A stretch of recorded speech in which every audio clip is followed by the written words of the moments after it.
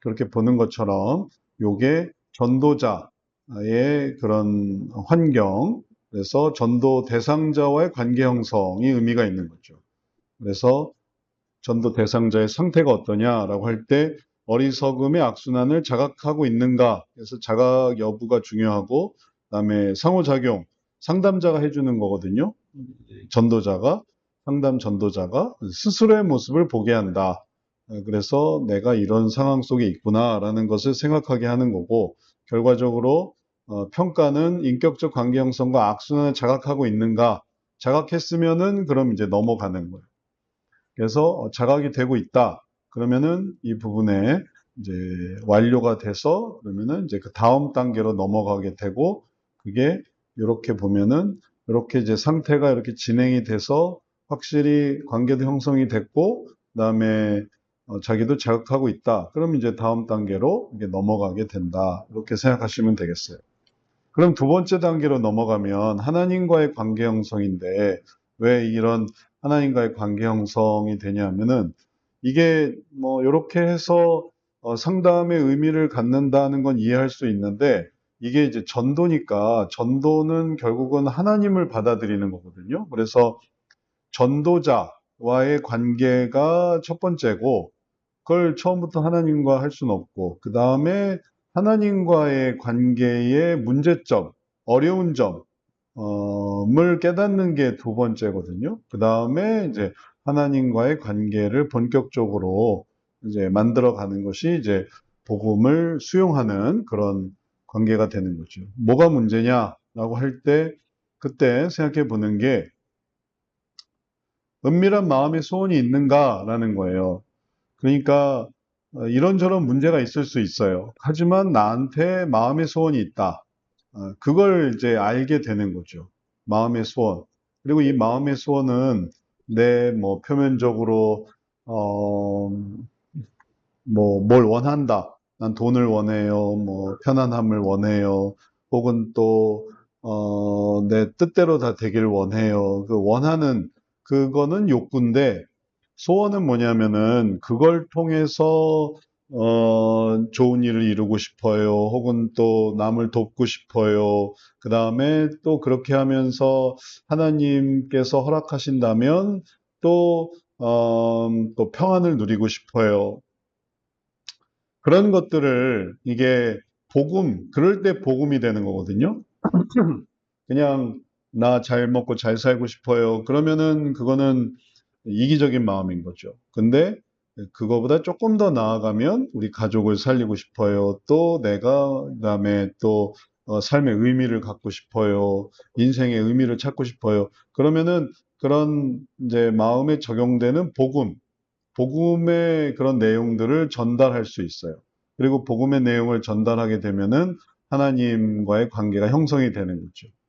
그리고 이 과정이 잘 이루어졌는가라는 것을 생각해 보면, 그러면은 요 다음 단계로 넘어와서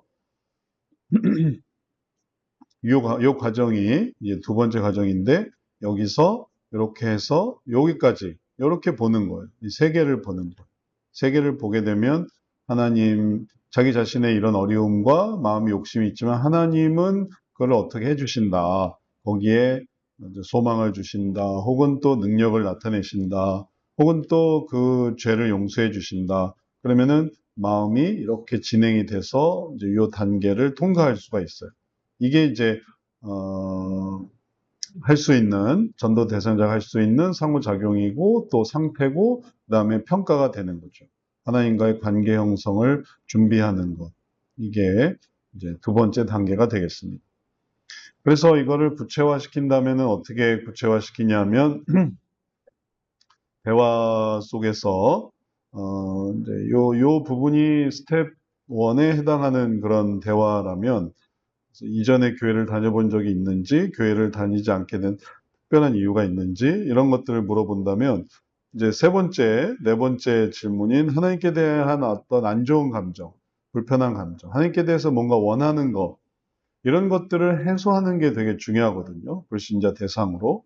그리고 그런 불신자 대상으로 이런 어떤 어려운 부분, 그리고 문제 있는 부분이 해결이 된다라고 한다면은, 그런 해결 속에서 하나님과의 관계를 이게 연결해 나갈 수가 있어요. 그리고 신자를 대상으로 한다라고 한다면은 예수님 믿으세요? 교회를 다녀본 적이 있나요? 다니고 있습니다. 이렇게 하면 이제 신자가 되는 거죠. 그럴 때 하나님을 정말 구주로 영접하고 있는지, 구주로 믿으시는지, 또 안 그럴 수도 있거든요. 그 다음에 구원의 확신이 확실하게 있는지, 믿음의 그런 내용에 대해서 확고한 믿음을 가지고 있는지, 아니면은 또 수준에 따라서 발전할 가능성이 있으니까 성령 충만이나 아니면은 사명 감당하면서 뭐가 어려운 점이 있는지, 이게 성령 충만을 받았다 그러면 오케이, 뭐 사명 감당을 했다 그럼 오케이, 그런 게 아니라 죄송합니다. 이 과정을 통해서 그 사람의 문제가 뭐고 거기서 어떻게 하나님을 바라봐야 되는가, 이걸 생각하는 거예요. 성령 충만을 받고 있는데 근데 뭐 하나님과의 관계는 뭐 좀 아쉬움이 있다. 혹은 또 하나님이 나한테 왜 이러시는지 모르겠다. 그러면 이제 이 부분에 어려움이 있는 거죠. 그러니까 그런 문제점을 찾아 나가는 그런 뭐 마음의 문제, 괴로움, 그런 가정 중에 있는 어떤 문제들, 이런 것들을 찾게 되면 그러면은 그걸 가지고 이제 스텝 2에서의 관계를 형성해서 그 속에 내가 연약한 마음이 있었구나. 복음은 그런 게 아니구나. 근데 이거를 두 개를 비교하고 설명하고 그러면 이제 스텝 2예요. 그냥 그걸 받아들이는 거는 이제 본격적으로 스텝 3에서 되는 건데, 여기에 이런 얘기를 해주면 좋겠구나. 이걸 받아들이면 좋겠구나. 이제 이거를 발견하면은 이게 되는 거거든요. 그래서 관계 형성을 준비하는 것이죠. 자, 그 다음에 스텝 3로 넘어가면 이제 열매 맺는 삶이 시작이 되는데, 비상담자의 수준은 뭐냐면은 은혜를 깨닫고 마음이 변함. 그래서 여기에 해당하거든요. 그래서 하나님의 은혜를 깨닫고 마음이 달라지는데, 그거는 하나님의 은혜를 생각하고 여기 이런 은혜의 흐름을 받아서 마음의 변화가 이루어지는. 그러면 요게 피상담자가 이제 경험하는 그런 마음의 상태가 되는 거예요. 그리고 이런 마음의 상태를 경험할 수 있도록 전도자가 하는 것이 이제 상호작용이 되는 거예요. 그리고 그게 어느 정도까지, 이밸류에이션을 통해서 어느 정도까지 풍성하게 나타날 때까지 그를 깨닫고 설명해주고 이해시키고, 그러면 이제 이게 스텝 3에 해당하는 거죠.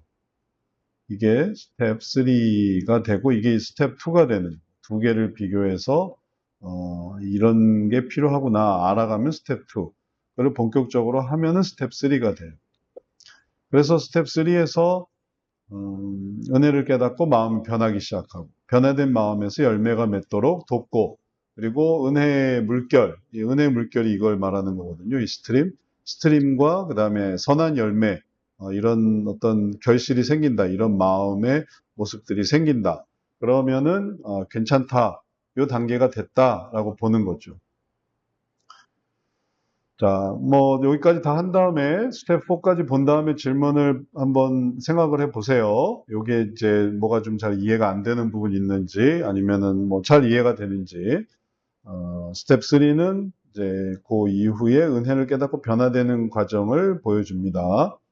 그다음에 이제 마지막 단계죠. 스텝 4는 새로운 변화와 성숙의 순환해서 이제 요 부분이 되겠어요. 이렇게 이런 결실과 그런 결과와 그 다음에 애초의 문제점을 이제 잘 대응할 수 있도록 거기에 이제 같이 다시 접목시키는 거죠. 그걸로부터 피하는 게 아니라 결국은 다시 돌아오는 거거든요. 근데 이게 다르게 느껴지는. 왜냐하면 이런 것들 때문에.